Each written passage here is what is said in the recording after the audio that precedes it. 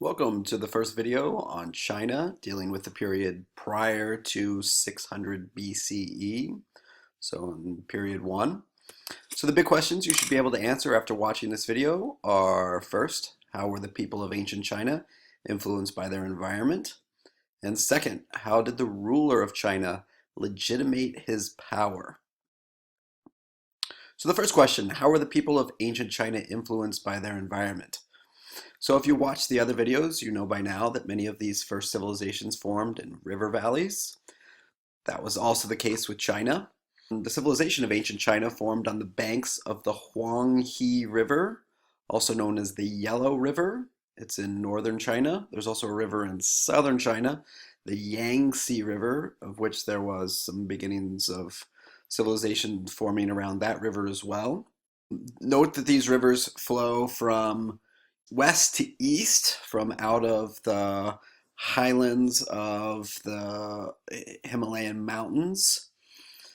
What's unique about China is they're relatively geographically isolated. So you have these major geographic barriers like the Himalayan mountains, the Taklamakan Desert, the Gobi Desert that all surround this plain where the first civilizations in China formed.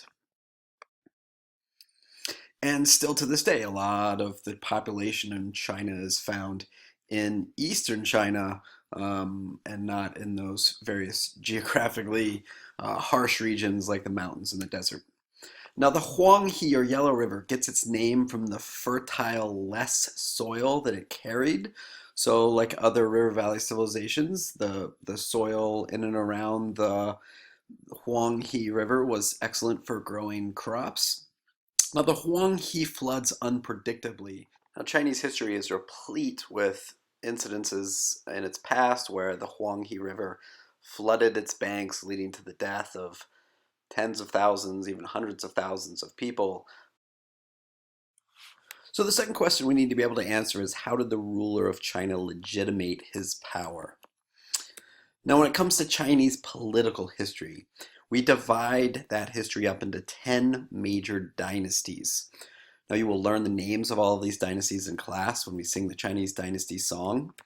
But what a dynasty is it is, for purpose of our class, a series of rulers from the same ruling family. So the grandfather dies and then passes the rule on to his son, and then his son dies and passes it on to his eldest son. And that continues until a new dynastic family takes power. So a dynasty is a series of rulers. In the case of China, we'll be talking about China as an empire. So oftentimes they're referred to as emperors. So a series of rulers from the same ruling family. And so we can, again, for purposes of Chinese history, because it's so terribly long, it's 2,000 years of dynastic history, it's easier to divide up that history into 10 separate sections, even though in reality it's a lot more complicated than that. You just need to learn the simplified 10 different dynastic families that ruled China for over 2,000 years. So we begin with the Shang dynasty in ancient China, which again forms near the Yellow River in the period between roughly 1500 to 1000 BCE. The Shang then are replaced by the Zhou dynasty, which then continues to rule China for another about 800 years. And that actually, the Zhou actually kind of spill over into period 2 a little bit as well. If you think back to the video on Mesopotamia, we talked about governments were forming for purposes of flood control and irrigation because a single person couldn't build an irrigation system. Also for common defense, these sort of functions or purposes of government that require lots of different people in order to fulfill that role. And so that same explanation for the origins of government in China: flood control, irrigation, defense. Now, when we talk about the ruler legitimating his power, the question sort of ultimately bears itself as, how does a ruler even become a ruler in the first place? And in the case of Mesopotamia and Egypt, we talked about the ruler having divine power, power given to him by God. There's a very similar concept in Chinese history called the Mandate of Heaven, which was approval given to the ruler by the gods. Now, in the case of China, there's a little bit of a gray area when it comes to the gods, because yes, they believed in gods, but they believed ultimately it was their dead ancestors who would give power to the ruler to rule.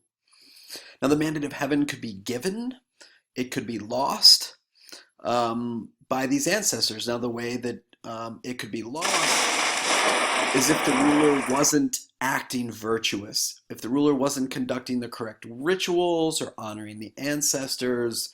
And as we'll see later on in Chinese history, when we talk about the ideology of Confucianism, this will start to make more sense in terms of the various rituals or practices that the ruler had to engage in order to maintain or keep the mandate of heaven. So how did one know when the emperor or ruler had lost the mandate of heaven? What the sources describe is that these angered ancestors would then cause revolts or natural disasters, which would then be seen as signs that the ruler had lost the mandate of heaven. Now, when we think about the origins of this term, right, the very first time that it really comes into use is in the Zhou dynasty. When the Zhou dynasty is taking over from the Shang, they need to provide some sort of an explanation for how they were able to now take power from the previous Shang dynasty. And so they created all these fantastic stories about the Shang dynasty. One of them was that the Shang had created this lake of wine, and they were just sitting around partying all day and drinking wine and carrying on. And that was used by the Zhou to then explain or legitimate their power over the Shang. So in Chinese history, again, we just mentioned that there were 10 dynasties, so we can kind of break these down into dynastic cycles, or the sequence of events occurring in a dynasty from start to finish. So it really starts with a new dynasty claiming the mandate of heaven. Over time, that dynasty establishes a period of peace and prosperity. There's sort of a golden age for the dynasty.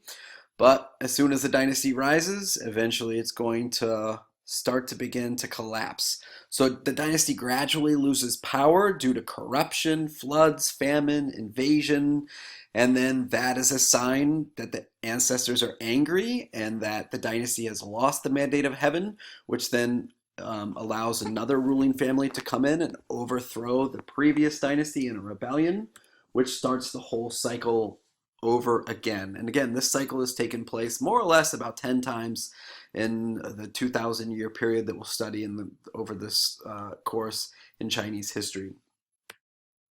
Now, one little piece that we'll pick back up on this when we come back to China next time is the period right after the collapse of the Zhou dynasty. There's this what's known as the Warring States period, this period of chaos in Chinese history where decentralized rule kind of takes hold. There's not one single centralized ruler. And so the next time we come to China, this is where we're going to pick up. Now, when it comes to ancient Chinese society, again, we have the emperor, the ruler on top, and the royal family. Below them, we're going to see government officials throughout Chinese history having a significant amount of power, and then skilled craftsmen, farmers, soldiers, and peasants in that sort of middle lower class tier, and then merchants. Towards the very bottom of society, note that they're below farmers, soldiers, and peasants. And then at the very, very bottom, we have slaves, although in Chinese society, slavery was never as significant of a social practice as it we'll see in other places like the Mediterranean. Now, so some similarities we could identify between ancient China and other civilizations that we studied, like Mesopotamia or Egypt or the Indus River Valley, is that they had a patriarchal system where men had held positions of power. And we're going to continue to see that theme played out throughout Chinese history. Social classes, the formation of tiered social classes, and then slaves at the bottom of the social pyramid. Now, in China, one way that you were able to achieve positions of wealth and power is if you own certain objects or items. And the most rare item that was a sign of wealth and power was bronze. And so the emperor basically had a monopoly over bronze, and then when the emperor wanted to identify other families for, to give them power and prestige as well, and to delegate some of his power and authority, he would then provide them with these bronze vessels or bronze pieces of art. Now, in terms of ancient Chinese cultural traditions, if you've ever seen the movie Mulan, you know that Mulan spends a lot of time worshiping her dead ancestors, and that's relatively accurate in terms of history. There was this major practice in China of ancestor veneration, which were these sacrifices that were made to the spirits of dead family members, and it was ultimately the emperor who did a lot of communicating with these ancestor spirits, and the way in which the emperor communicated with their ancestors was through a very unique system known as the oracle bones system. So on certain bones, or in this case it's actually a turtle shell, but sometimes you'll see it on cow bones, they would inscribe these writing, these symbols on these bones, and then a priest would come along and communicate with the ancestors from the spirit world. And so they would ask the ancestors essentially a question, something along the lines of, will it rain today? And then they would stick this hot stick, and it would cause the bone to crack.